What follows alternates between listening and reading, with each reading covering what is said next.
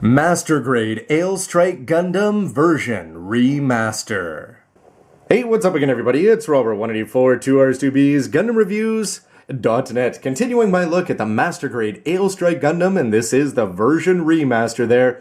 But if you take a look at the left side, that is the Launcher Sword Strike Gundam, which is basically the same thing, just 9 years older, so it's time to take a look. Since I've got the armor off, it's a chance to see what kind of advances Bandai's been making with inner frame technology over the past decade, and it definitely has a relationship to what you'd see on the inside of this dual Gundam here for the first time in Master Grade. So here's the skeleton that's going to make up the original Master Grade Strike Gundam there. You'll notice that he's got his head attached, and that's because there was no inner frame for the head at the time. And here's the new one, the Version Remaster. He's got the start of something on the inside of his head, but if it's got a head on there, it's going to be the old school one, and otherwise it's going to be left for old and right for new here. Bottom to top now for the skeleton here, you can see that there's some good mechanical details if you wanted to get yourself a clearer version, which I'm sure they'll be offering sometime in the future, and you can go and detail it up, just a question of whether it has more or less. But starting up on the hips there, you can see that you're going to have these parts, so they are going to be asymmetrical. Make sure you've got the back lined up properly. This is going to come up, so you should have 90-degree splits, and it'll rotate around even though it's going to feel like a tight fit. Take a look here at the front, because as you are going to bend that down, you can see everything sliding there quite nicely. And you're going to get that down to about here, and then you're going to get to see the knee in action as you get that bottom point swinging up there. So this is all going to be looking good, and whatever angle you see it from the front, you're still going to have knee armor in all the right places. You can see where the regular pieces are going to be attached on down there with that inner outer frame sticking out. Some good details and extra little piston details added in and around there. And the ankle itself is going to be double ball joints, top and bottom there. And they've actually got this part, which is new, to attach on so that you can put on the ankle guards. And the foot itself here is going to have some nice details on the bottom, but it is only going to be made up of two pieces of red around on top of the gray bases, and it can bend all the way up, at least until it's armored. For comparison time, you've got old and new here, and the big difference is going to be up there on the way the hips are designed. This one is going to give you a huge range of motion compared to just putting it on a ball joint there. They are both going to have the slide mechanism, but it's the big difference is going to be the knee. Is when you bend this one down here, it's going to go like this, and what happens to the rest of the knee, whereas this one is going to be moving much more smoothly, and it's going to go back nicely when you put it back down there. This one will also do the same, it's just not going to look as elegant getting there. Otherwise, it's going to be some good details there on inside for either one of them. There's better details, I'd say, on the remaster there on the back, and remember that this one, they both have the exact same ankle mechanism, just this one is going to have more prominent pegs to put on the ankle armor, and the feet, identical. Here's the waist section for the remaster. You can see that it's going to have some familiar parts in familiar areas. We're getting used to seeing these 6 different places there, so you've got independent moving skirts there on Master Grades, and just a polycap to hold in the chest section back there. The big difference is going to be here that it's got that swing mechanism for the hips, so you can move the left or the right one independently for some pretty dynamic poses there. It's going to be a pretty solid fit there. You've got this part jutting forward, but of more interest is just going to be the way they attach on these front skirts here. You can see that they move independently up and down, and then you've also got this part, so you're actually going to have gray on the insides of the skirts, something that the old one was definitely lacking. So here's the old one here. You'll notice that it has no skirts at all attached whatsoever. The difference between maneuverability for the hips is going to be massive 9 years later. They still don't have the ability to put on the back skirts here as part of the inner frame. This one is going to have gray on the insides, but you do need some white armor to actually attach it on. And you'll see that back in the day, it was just a polycap to keep on the side armor Schneider pockets there, whereas this one is going to be looking a little bit more complex. So again, this one missing all of the gray for the insides. It was the kind of thing you had to go to Hobby Japan for, and now comes home, but disappointed that the RM is not going to be having any gray on the inside of its pockets either. I guess we'll have to wait for the 3.0. Back to the remaster here for the chest, where I do have some color on there in the form of the blue and the red for the cockpit. You don't need to put that on, you could go all gray if you wanted to, but I thought this just broke it up a little bit. Here you can see that there's going to be some cool thrusters going in there. There is another gray piece, but you do need some color pieces to actually lock it in there on the side. You've got some lining options there, and if you come up to the top, you'll see that the neck is going to be moving nicely forward and back. Not all that much, but it's interesting that they're actually moving this whole neck section and not just a skinny peg.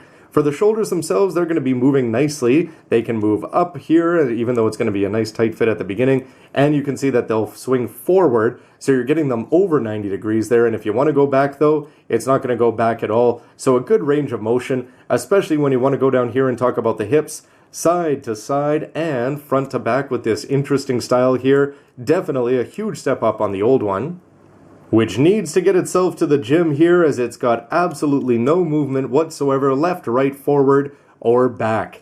To come and take a look at the shoulders, you can see that the new one is going to be swinging forward a little bit more, although these old ones, they are going to have just a little bit of range to go back there, and they're going to move up a lot smoother, so it looks like it may just be a matter of time before these ones actually get broken in, or you have to actually swing them out before you can get them in that straight, upright position there. The shoulders are always fun to put together here for the Strike, and one of its most noticeable features, you saw that this part here popped up when I swung this out.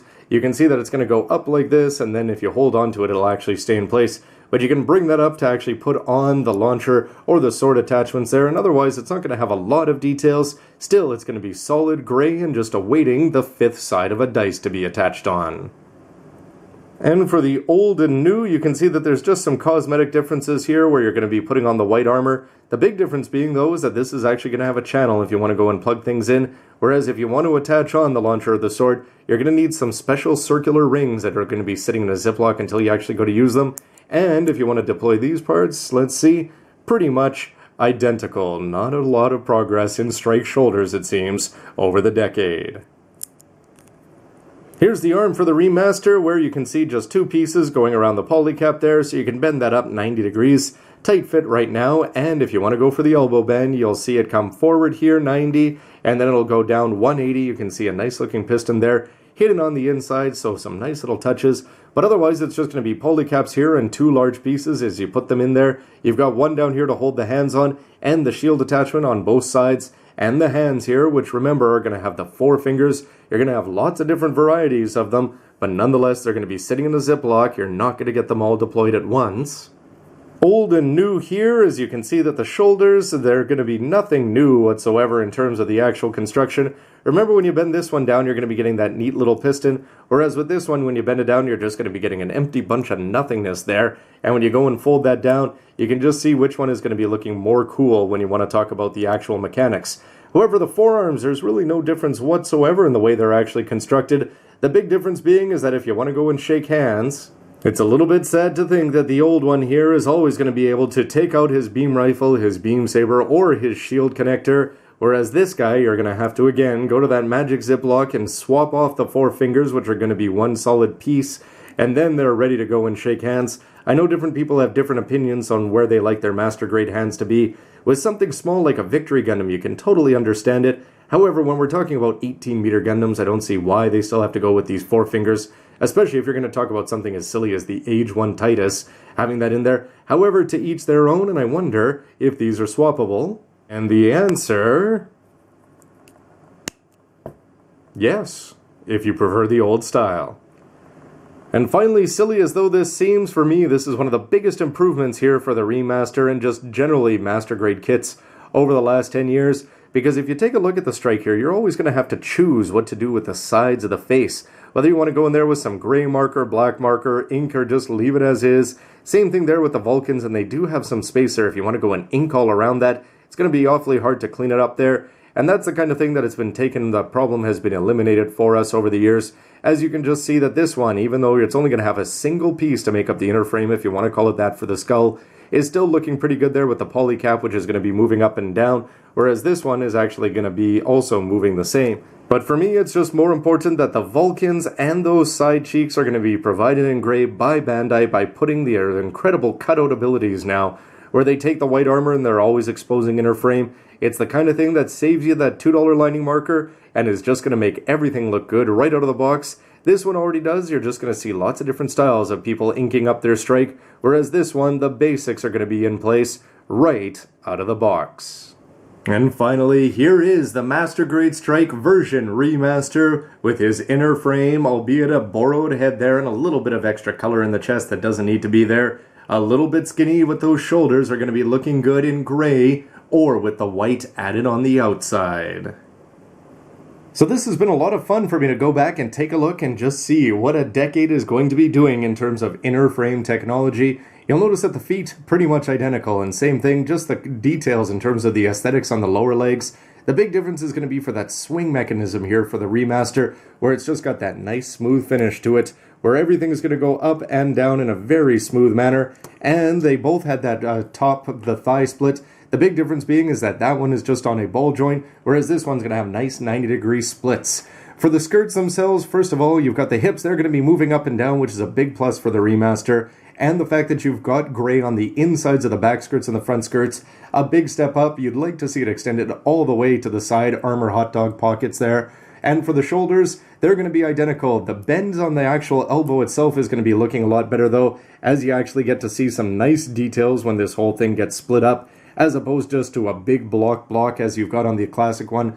But the big angry thing for me really is just going to be the hands. Everybody's going to have their own opinions, but the 3-finger trigger finger split just still seems the way to go when you're talking about a large Gundam, and we're not talking about something that's supposed to be simplified like Gundam Age, or something that's supposed to be small like the late UC kits. Shoulders more or less identical, and the big plus though is that the inside of the head is going to be providing you with some more colors. And when you combine the fact that you've got the arms coming almost 90 degrees forward and some abs moving side to side, between the hips, the knees, the better abs themselves, there's definitely a lot of things that have improved. But I think ultimately what I'm taking away from this is just for 2003, how great this Master Grade actually was and how solid, consistent, and posable it was. When you compared it to its 1/100th counterpart at the time, this was a Master Grade well worth 3,800 yen, and it's the kind of thing, we are getting differences. I'd say that they're probably worth more than 400 yen. To me, how about you? Anyway, everybody, love to see the differences here between the Master Grades and the frames, of course. Can't wait to actually get it all put together. And how does it stack up compared to the real grade? Would love to hear your thoughts. Thanks for watching, everybody, and stick around for lots more news, reviews, and everything else you can use. See ya! Damn, you know, they could have opened up my innards and added a Psycho frame too. We'll just have to wait for that old Seed movie.